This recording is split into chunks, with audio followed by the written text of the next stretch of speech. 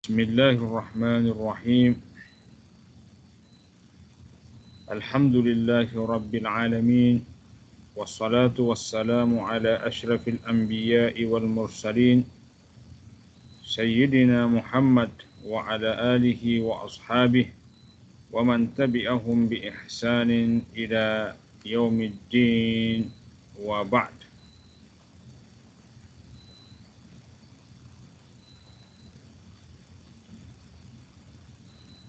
Terima kasih kepada pengerusi seminar antarabangsa Sains dan Islam. Terima kasih kepada Persatuan Kaki Tangan USIM selaku penganjur seminar ini. Salam hormat kepada panel pembentang pada hari ini. Tajuk pembentangan saya adalah kaedah kawalan dan rawatan penyakit taun dalam Al-Quran dan Hadis. Kertas kerja ini disiapkan oleh saya sendiri, Muhammad Widus Sempo, dan Dr. Abdullah Saleh. Kami pensyarah Fakulti Pengajian Quran dan Sunnah FPQS USIM. Ya, metodologi kajian ini menggunakan kaedah dengan merujuk ayat-ayat dan hadis yang berkaitan tahun. Selain itu, kajian disempurnakan dengan merujuk kitab tafsir Mu'tabar dan kitab syarahan hadis serta kitab-kitab perubatan yang menawarkan rawatan terhadap penyakit tahun. Dapatan kajian mendapati bahawa ahli tafsir mengaitkan penyakit taun dengan perkataan ar-rijz dalam Al-Quran. Ya, apabila mereka menafsirkan ayat-ayat Al-Quran yang menyebutkan perkataan tersebut, manakala hadis pula menawarkan beberapa solusi dalam berdepan dengan cabaran taun dan seterusnya, seperti lockdown, social distancing atau physical distancing, hand sanitizer dan karantin dan seterusnya lah. Ya. Sekarang kita akan masuk ke dapatan kajian step by step secara terperinci. Ya. Sebelum saya menghurai dapatan kajian ini, ada perkara yang perlu saya kongsikan, bahawa baginda Nabi alaihi salatu wassalam ketika hijrah ke Madinah,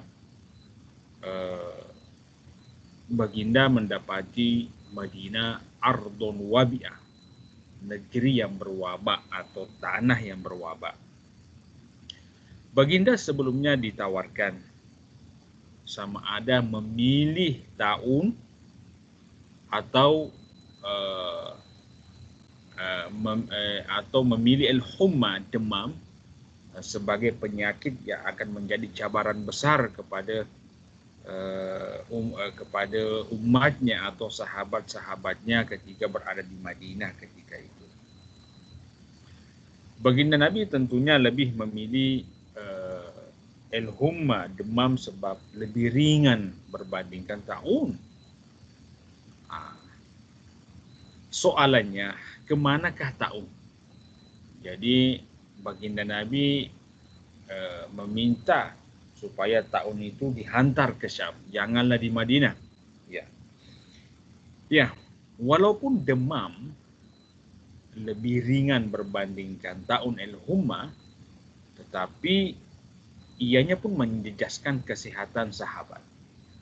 Jadi Abu Bakar dan Bilal ketika dijangkiti al-humma, kadang mereka tidak dapat mengawal diri, kadang mereka berhasil lunasi. Dalam sejarah didapati Abu Bakar ketika dijangkiti al-humma dengan panas badan yang melampau, dia bersyair. Dalam satu syairnya beliau mengatakan, Sayyiduna Abu Bakar As-Siddiq dikala kami dijangkiti al-humma pada malam hari, seolah-olah kematian itu lebih dekat ke urat leher kami berbandingkan dekatnya kaki dengan tali selipar. Tali selipar dekat dengan kaki kan? Kematian lebih dekat lagi daripada itu. Itu gambaran Sayyidina Abu Bakar. Bilal pula ketika ia dijangkiti al-humma, kadang ia tak boleh mengawal diri dan berteriak dan bersyair. Dia sudah mulai mengingati keindahan kota Mekah, mengingati keindahan Al-Izkhir, ya pokok kayu yang harum, yang macam serai. Dia sudah mulai mengingati Mijana, mata air yang ada di dekat pasar yang ada di kota Mekah dan seterusnya lah, keindahan-keindahan gunung ganangnya dan seterusnya. Akhirnya baginda Nabi melihat bahwa al-humma meskipun ringan berbandingkan tahun, tapi turut menjejaskan kesehatan sahabat di Madinah ini. Sementara sahabat ketika itu perlu berjihad. Oleh itu baginda Nabi berdoa supaya al-humma yang ada di Madinah dipindahkan ke tanah Juhfah, tempatnya orang Yahudi ketika itu. Akhirnya Madinah selepas itu menjadi negeri atau bandar Islam yang paling sehat di dunia. Ya. Sekarang kita masuk kepada dapatan kajian secara terperinci step by step ya. Ya. Jadi taun adalah pandemik yang paling banyak berlaku dalam dunia Islam. Dari berbagai buku sejarah, saya mendapati puluhan tahun yang peristiwa tahun yang pernah berlaku dalam dunia Islam di bandar-bandar Islam, seperti tahun Shirawaihi ya, yang berlaku pada zaman baginda Nabi, tahun Yazdarij, tahun Amawas. Ini tahun Amawas termasuk tahun yang paling dahsyat yang berlaku pada tahun 18 Hijrah. Di sini banyak sahabat yang mati, termasuk Muaz bin al-Abbas beserta istri dan anaknya. Abu Ubaidah al-Jarrah, banyak sahabat yang mati. Ya, banyak sahabat yang mati ketika itu ya. Ini pada zaman pemerintahan Khalifah Umar bin Al-Khattab. Kemudian apalagi ini? Ini tahun Al-Jarif, banyak. Oleh itu kami pun mendapati banyak sekali buku-buku yang ditulis oleh ulama-ulama dan pakar perubatan Islam berkaitan dengan taun dan wabak ya, sebagai jawaban atau respon pantas terhadap penyakit taun yang berlaku di Syam, yang banyak kali berlaku di Syam ketika itu ya. Dapatan kajian step by step. Jadi taun adalah wabak dan tidak semua wabak adalah taun, sebab taun ini dia mempunyai ciri khas. Ya, dia macam ada tumor yang tumbuh di ketiak, di paha dan lipatan-lipatan tubuh badan lah, macam di belakang telinga, di jari jemari, macam itulah. Ya. Ya. Kemudian ulama juga mempercayai, ada sebahagian ulama bahwa tahun ini ada masanya ia merebak begitu pantas, tersebar di merata-rata tempat ketika itu dengan bantuan jin. Sebab jin ini balas dendam kepada umat Islam, khususnya orang-orang yang beriman yang tidak mahu mengikuti kehendak jin. Jadi jin turut berperan dalam penyebaran virus taun secara pantas ya. Ya. Kemudian jenis taun, ada 3 jenis taun, tapi yang paling banyak berlaku dalam dunia Islam adalah bubonic plague ya, atau Black Death dalam Melayunya, maut hitam. Jadi orang yang mati ekoran jangkitan tahun ini memang badannya hitam, kukunya pun hitam. Ini yang banyak berlaku dalam dunia Islam, khususnya di negeri Syams ketika itu. Itu ya. Kalau kita berbicara Syam, berarti meliputi bandar-bandar Islam besar seperti Syria, Jordan, Palestina, Lebanon, dan seterusnya lah. Ya.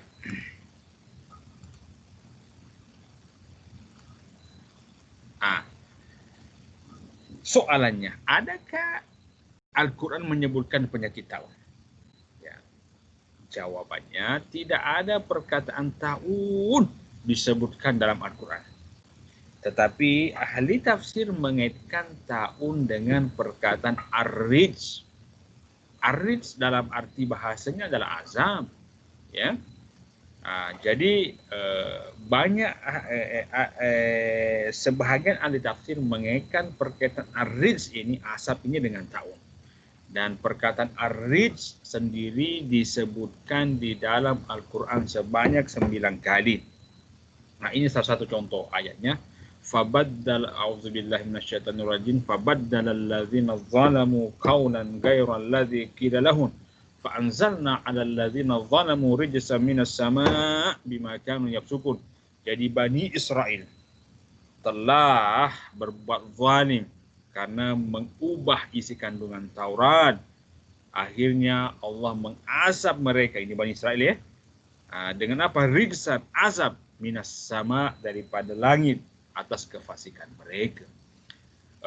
Ar-Razi mengatakan ini ar-rijz datang dalam bentuk mubham. Tak diketahui jenis asap apa yang ditimpakan kepada Bani Israel atas kezaliman tersebut. Tetapi bagi Ar-Razi azab itu adalah seperti yang disebutkan dalam surah Al-Baqarah, ya, ad-dafadi wad-dama. Jadi ada kata yang banyak didapati di makanan mereka, kumpulan belalang menghancurkan tanaman-tanaman mereka, ada darah ditemukan di tempat-tempat air mereka, angin ribut, dan seterusnya lah. Tapi Sa'id bin Al-Jubair, seorang tabi'in, ya, murid daripada Ibnu Abbas, bahwa dia kata silap ya, bahwa ar-rijz ini adalah taun. Ya. Tapi Said Qutb dalam kitab tafsirnya Fi Zilalil Quran mengatakan ar-rijz adalah mubham, ianya adalah asap. Jadi tak iyalah tafsirkan ar-rijz dengan mana-mana jenis asap, sebab ianya dalam mubham, kita terima macam tu. Ya, jadi Bani Israil ditimpakan oleh asap. Apa jenis asap itu? Saya Qutb mengatakan natawakkaf inda hadzal had. Kita tak iyalah tafsirkan macam tu. Okey, kemudian kaedah kawalan tahun. Kaedah kawalan tahun tak disebutkan dalam Al-Quran, tapi yang menyebutkannya adalah hadis melalui sunnah baginda Nabi. Sebab macam ni. Jadi baginda Nabi, ya, mengetahui bahawa pandemik tahun banyak kali akan berlaku dalam dunia Islam, khususnya di Syam. Oleh itu sebelum itu berlaku, maka baginda Nabi sudah menawarkan solusinya.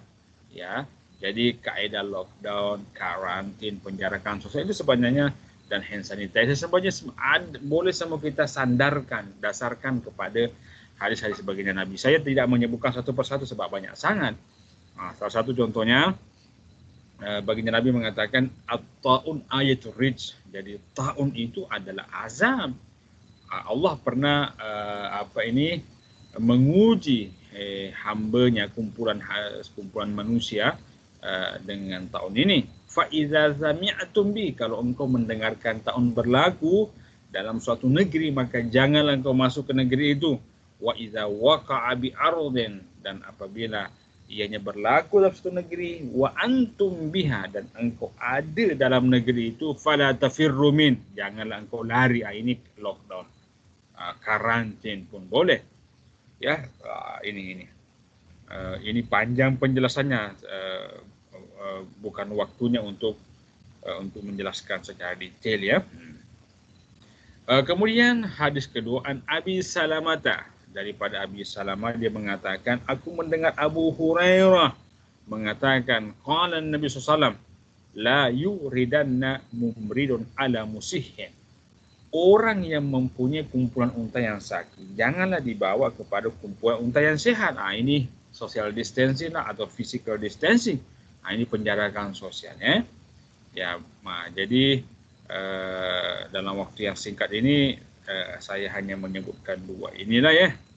Kemudian ini yang penting, kaedah rawatan taun. Sudah disebutkan sebelumnya bahwa banyak sangat buku-buku yang ditulis oleh ulama berkaitan dengan taun dan wabak sebagai jawaban atau respon pantas terhadap pandemi taun yang banyak berlaku dalam dunia Islam ketika itu. Aristoteles mengatakan yakut, ini yakut dipercayai dia mempunyai khasiat untuk menangkal atau menghindarkan tubuh badan kita daripada penyakit taun. Yakut ini ada yakut merah, ada yakut kuning. Tapi yakut merah ini katanya yang paling berkhasiat ya. Dia mempunyai khasiat sebab dengan sifat paras dan kering ya. Jadi digalakkan memakai cincin yakut. Ya, saya belum ada cincin yakut nih. Kena cari cincin yakut nih. Kaedah rawatan seterusnya. Saya baca, apabila sesuatu wabak penyakit berjangkit merebak, maka digalakkan makan dengan berhemah. Ini lifestyle ya, gaya hidup ya. Dan menghindarkan daripada makan terlalu kenyang. Selain itu, jangan terlalu keseringan berjima. Banyak tidur. Digalakkan makan makanan yang dimasak dan makanan yang mudah dihadam. Digalakkan juga pengambilan buah delima, buah pir, lentil, sekanjabin, minuman yang dibuat daripada madu dan cuka, jalab, sejenis sirap buah yang popular di Timur Tengah yang dibuat daripada pokok karob, kurma, gula tebu, sirap buah, delima dan air bunga. Tanah Armenia, ini tanah Armenia yang disebatikan dengan air dan cuka. Turut digalakkan, ini sanitasi rumah. Ini sanitasi. Turut digalakkan sanitasi rumah dengan memercikkan ceceran cuka ke dalam rumah. Kaedah seperti ini juga bermanfaat untuk mengobati penyakit taun. Ya.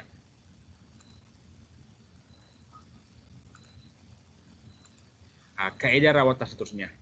Ibnu Sina dalam kitabnya Al-Qanun Fitid mengatakan ada tumbuhan renek yang disebut dengan rium ribes ya, dalam bahasa Arabnya ar-ribas adalah baik juga. Kalau kita googling ini, tulis ar-ribas atau rium ribas ini, dia akan menampakkan gambarnya ya. Untuk mengobati penyakit taun. Tumbuhan ini banyak tumbuh di kawasan pergunungan pada musim bunga. Tumbuhan ini mempunyai kemasaman yang tinggi. Jadi virus tak boleh tahan kepada benda-benda yang masam ya. Sama seperti buah citron dan verjus, jus buah muda yang sangat berasid. Tumbuhan ini berkhasiat menyejukkan luka dan menghentikan pendarahan dan ubat penahan sakit. Kaedah rawatan seterusnya lagi dia. Ya. Ini daripada Ibnu Sina juga. Penyakit taun pada awal mulanya diubati dengan cara menyejukkan badan yang luka, yaitu dengan span yang dicelupkan ke dalam air dan cuka atau minyak bunga, minyak epal,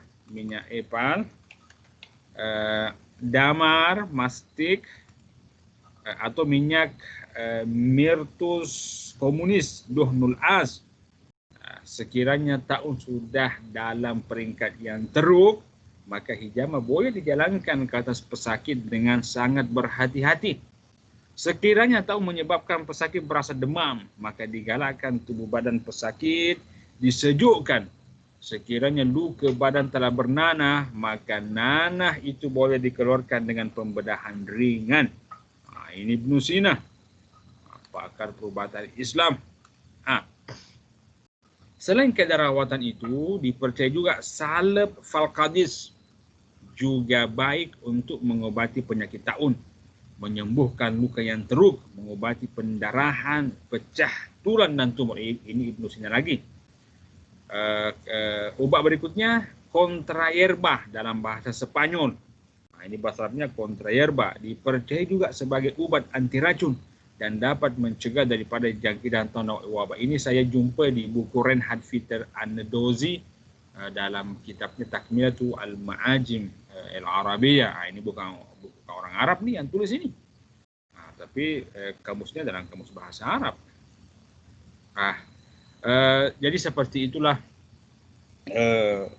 kaedah rawatan pandemik ta'un dalam Al-Quran hadis. Seperti itulah perbincangan Al-Quran dan hadis berkaitan dengan pandemik ta'un. Kesimpulannya ringkas sangat bahwa semua SOP yang dikuatkuasakan oleh kerajaan berkaitan pengawalan pandemik COVID-19 atau mana-mana pandemik sebenarnya boleh kita dasarkan kepada atau asasnya boleh kita kembalikan kepada Al-Quran dan Sunnah. Ya, khususnya Sunnah baginda Nabi yang sudah menyiapkan solusinya sebelum pandemik tahun berlaku di bandar-bandar Islam seperti Syam dan seterusnya. Terima kasih atas waktu dan kesempatan yang diberikan. Wassalamualaikum warahmatullahi wabarakatuh.